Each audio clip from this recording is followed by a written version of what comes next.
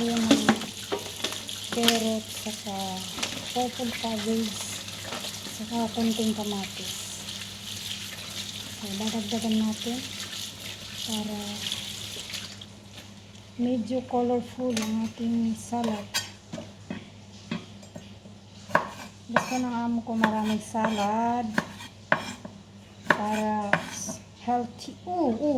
Nahulog na. Healthy, delicious. Yan guys, gayatin ko lang siya ng maninipis.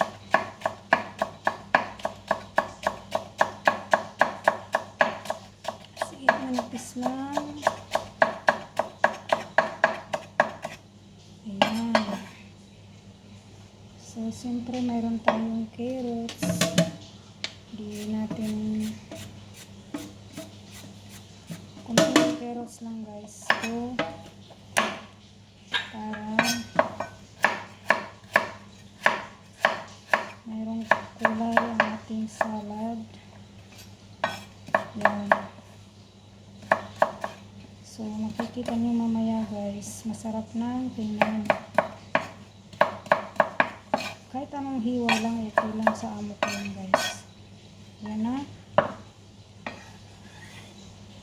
Namadali kasi tayo, mayroon tayong delivery. So, naghintay ako ng Nando's order ni madam.